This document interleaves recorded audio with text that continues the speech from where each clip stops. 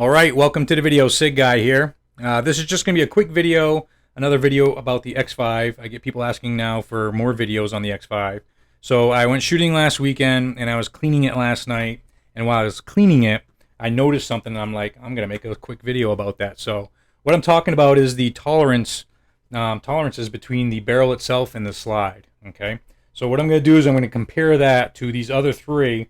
And these are kind of considered the top of their field or their class. We have the P320 X5 Legion, which is the competitive P320 pistol. And then we have a 229 SAO Legion.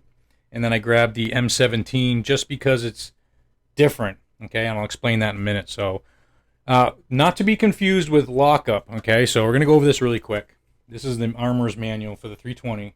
And the locking points, basically 5 points of contact that the barrel make in 5 different areas with the slide when in battery. Okay, so there's 2 points here at the front of the barrel. We have 1 point forward hood against the slide. The forward lug here underneath, that's going to be against your takedown lever, and then this lug here underneath in the rear. So when it's in battery, these 5 points are actually what are physically touching other components and keeping that barrel from moving around or trying to. So that's lockup, and that's not really what we're going to discuss here. So what we're going to talk about is how much the barrel moves, okay, or doesn't move in the slide 2 different ways. Fully assembled in battery, and then what I'll do is I'll remove all of the lowers, the guide rods and the guide rod springs, and we'll see just how tight the barrel actually fits into the slide itself. So let's get started. Okay, so first up is going to be the P320 X5 Legion, and these are all free and clear. I've checked them all already, okay. So what we're going to do is we're going to grab it by the slide here, not the frame or the grip, because obviously you can see and hear the amount of play between our slide and our FCU. So to bypass that or eliminate it, we're going to grab it by our slide here and then just move my barrel side to side, okay?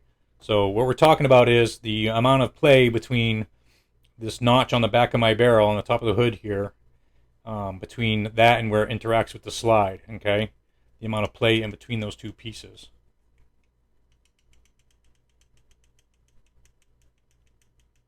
So you might not be able to see that because it's hard to keep it still.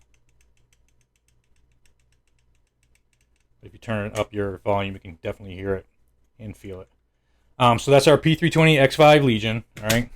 And then this is our M17, P320 M17 Surplus. Okay, this is a authentic one that got issued to the 101st Airborne and then bought back by Sig. They did the voluntary upgrade and then sold it to civilians. So the reason why I'm showing you this is because it's different than regular 320s where the tolerances had to be tighter because they required a tighter shot group at so many yards.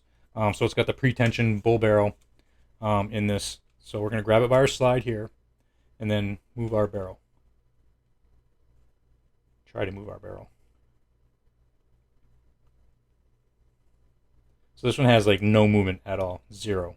Very tight in between here, okay? And there might even be some argument that the LCI here might be helping as well because it's in a notch in the barrel. I don't think so because it's just on a pin. The way it's designed is it's not really held in there securely itself. But anyway, so that's the reason why I wanted to show you this one because I knew it would be a lot tighter just because of the requirements for this pistol. Next, we have our 226 SAO Legion, okay, top of its class, right? So we'll grab our slide.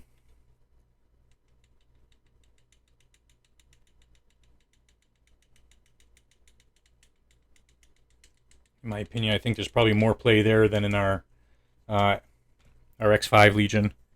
And then last, we have the X5 SuperMatch Armory Craft Edition. Same thing, we'll grab our slide and grab our barrel and try to make it move and make sound.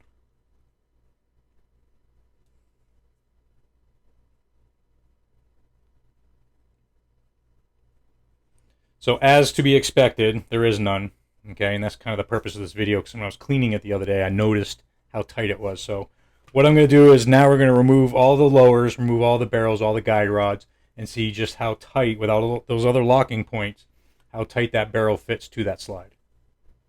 So this is the whole reason of the video. Thanks for bearing with me. And I know a lot of this stuff does not matter. Okay, I get it. I'm just trying to simply compare one to the other. Okay, I'm not saying this stuff is good or bad or it's a piece of junk or it's not. That's not what I'm saying at all.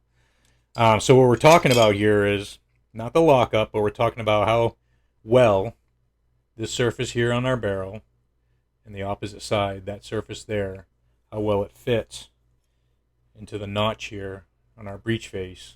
Okay, so like I said, when I was cleaning my pistol, I basically put some grease here. You can see where this is all shiny and worn here. There's a lot of contact there. So I put grease there, a little bit here on this one, and I slid it in there, and I put it like, slid it back like that, and then I just moved it. This one here though, not this one. And I was pretty much amazed. So I started grabbing my other ones and comparing them. So here's the P320 X5 Legion. Okay. It is what it is. I'm not saying it's good or bad or anything like that. This is our M17. Remember, this had no play when it was in battery with all the other locking. There's 2 more locking points that aren't here right now. Okay, about the same. 226 Legion SAO. Way more than the other two. That surprised me. I didn't expect it. But it is what it is. And then, like I said, I put some grease on my barrel here, on my slide here, installed it, slid it back. Zero movement. Can't even feel anything moving in there. And don't forget, we got locking points that are not there. This is simply, your 2 up front of your hood, and then this area back here, how well it's fitted.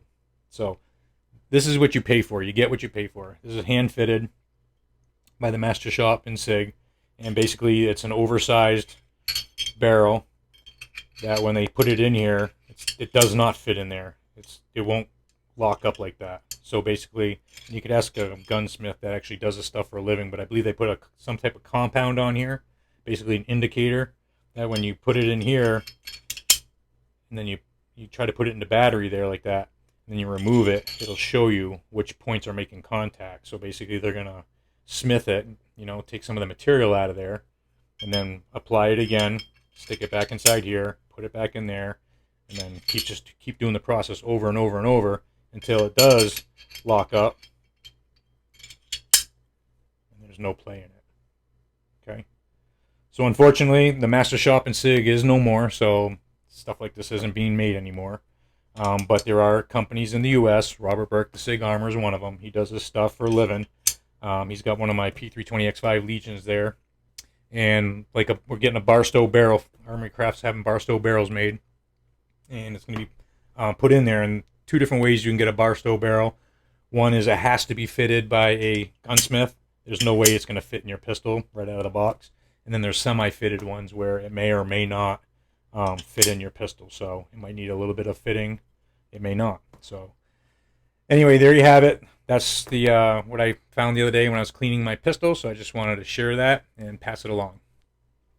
So there you have it, another just little X5 SuperMatch video. I know it wasn't anything super special, but just another thing I wanted to pass along. If you're on the fence about buying one of these, you definitely get what you pay for. It's just another thing that a lot of people don't think about when they're shopping for something like that, the amount of quality and craftsmanship that go into one of those. So I really love shooting this thing. It's become my favorite pistol, and I actually love watching other people shoot it almost more, because I already know what's going to happen, and when I hand it to them, I'm like, look, make sure you are downrange, on target, before you even think about putting your finger near that trigger, because I swear to God, if you look at the thing the wrong way, it'll go off.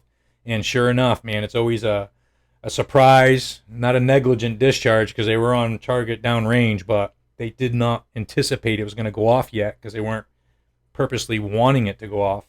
And a lot of people, when they shoot, they don't come out all the way. You just go to the the reset, and then you're right back on the wall. Well, things are moving around still from your previous shot, and a lot of times you get like a double tap. So I've actually backed the trigger off a little bit, added some pre-travel.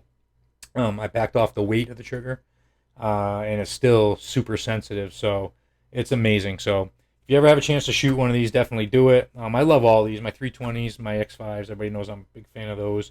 And the M17, if you haven't shot an M17, one of these surplus ones, you definitely need to, because it's a really good shooter as well. So There you have it. If you're not subscribed to my YouTube channel, there should be a button right down here if you could smash that, and I would really appreciate it. I got a couple things in the works right now, and one of them upcoming. I'll be doing hopefully some gun giveaways on my YouTube channel. Basically, if you're a subscriber, it's gonna be a random draw type deal thing. So make sure you subscribe to the videos and let all your friends know, so they can get in on the action too. So there you have it. As always, I really appreciate you guys watching. Thank you very much, and have a good day.